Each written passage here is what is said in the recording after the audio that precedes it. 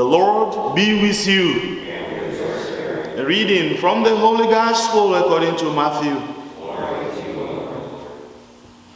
Jesus was going through a field of grain on the Sabbath. His disciples were hungry and began to pick the heads of grain and eat them. When the disciples saw this, they said to him, "See, your disciples are doing what is unlawful to do on the Sabbath." He said to them, "Have you not read what David did when he and his companions were hungry? How he went into the house of God and ate the bread of offering, which neither he nor his companions, but only the priest could lawfully eat? Or have you not read in the law that on the Sabbath the priests serving in the temple violate the Sabbath and are innocent? I say to you, something greater than the temple is here. If you knew what this meant, I desire mercy, not sacrifice, you would not have condemned these innocent men. For the Son of Man is Lord of the Sabbath. The Gospel of the Lord. Praise to you, Lord.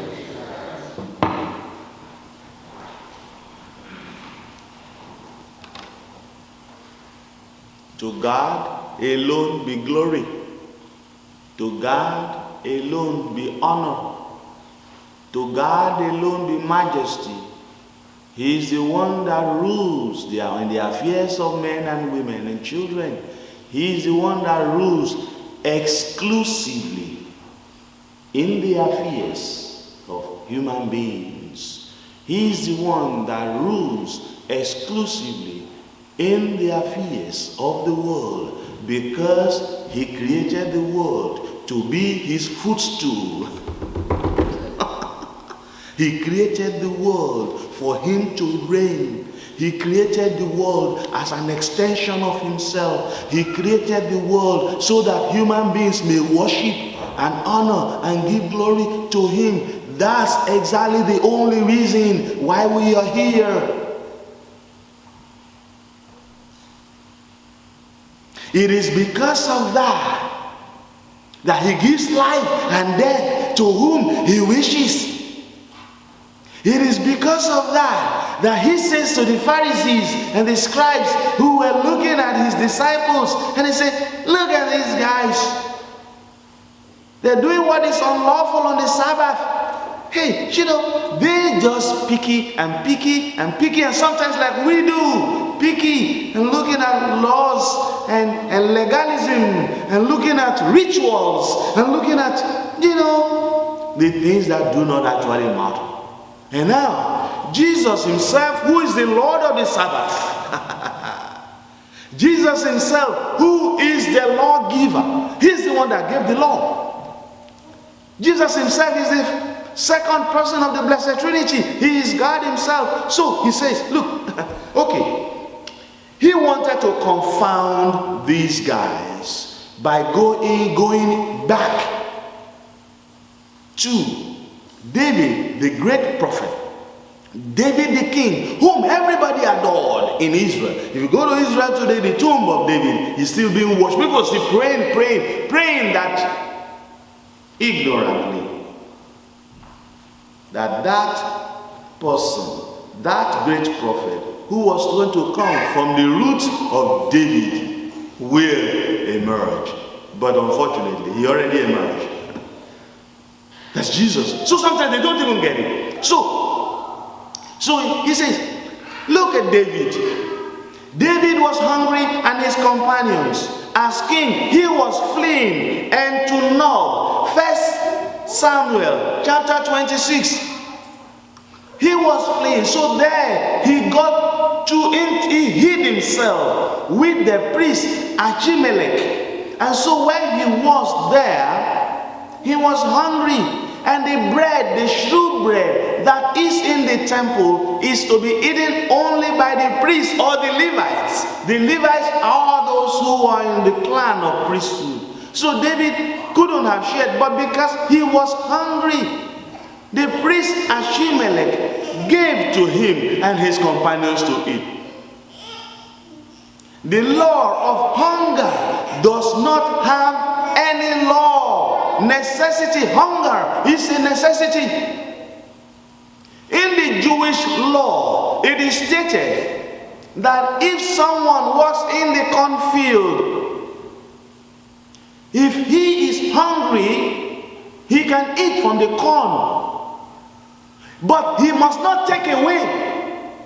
He must not load in his box or his bag and go away.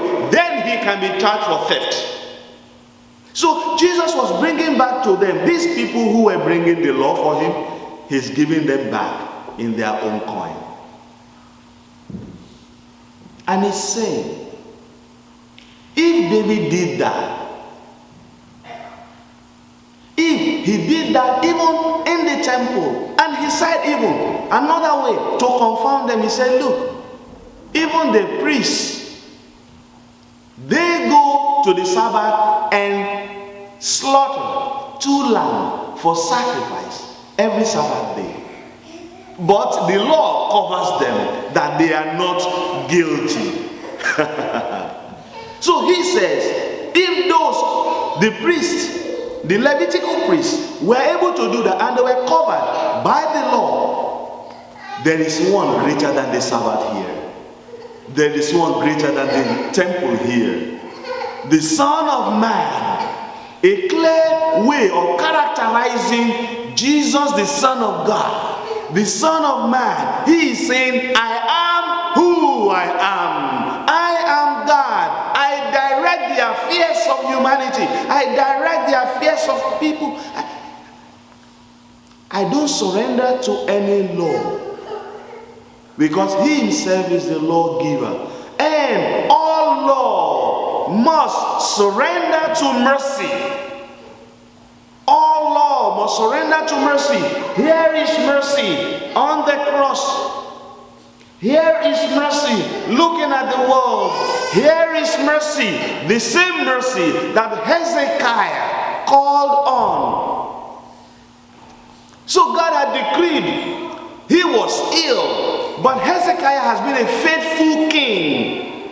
So he was ill, and Isaiah looked at him and said, he said, you're going to die. You're going to die. Put your house in order. Put your house in order. Go for confession. Take care of yourself. Clean up yourself. You're going to die. And Hezekiah sets this prayer to God. God, remember how faithfully and wholeheartedly I conducted myself in your presence, doing what was pleasing to you. God is truth. God knows if you are serving him. And Hezekiah was really faithful. And he pleaded his faithfulness before God. Please, God, how I wish I can plead my innocence before God. Can you say that of yourself? How I wish I can plead my innocence before God.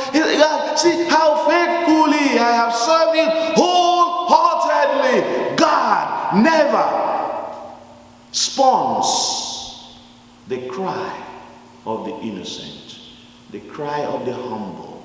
It does not. It is God's word. He says so in his own word.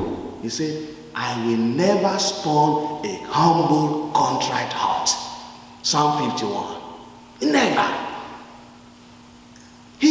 God is bound by his word. God succumbs to prayer. People say God does not change. Who says so? God changes. God changes his mind. He changed his mind here. Did he not change his mind? He changed his mind. He added 15 years to Hezekiah's life. So when I tell people go to the hospital, doctors give prescription. No, not prescription. They give scans. I've seen scans and I've heard ultrasound. I've heard different things. I've heard heart failing to beat. See, Mother Susan, the heart. And I'm telling you this. 2 a.m. So I lie down there before the Lord. 2 a.m. to 3 p.m. Mother Susan, do something. So that this girl, Bridget Clare, you know, I talked about her on St. Maria Goretti Feast Day at Holy Family. So the doctors have said the lungs had collapsed. Little baby, just born. Just born and the lungs had collapsed. Is it really? In Kentucky. And here we were in Davenport. The grandmother sent me an email.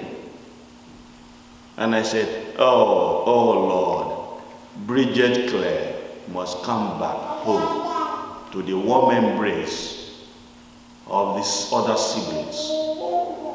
So 3 days ago, I was tired of waiting to hear good news. And I sent an email to the grandmother. And she responded, Father, they're just getting back home from the hospital. The baby is hale and hearty. What are you talking about? The God who takes charge in the affairs of men and women. Completely. The diagnosis of doctors is what doctors can see. There is a heavenly physician who sees beyond. Give it all to God.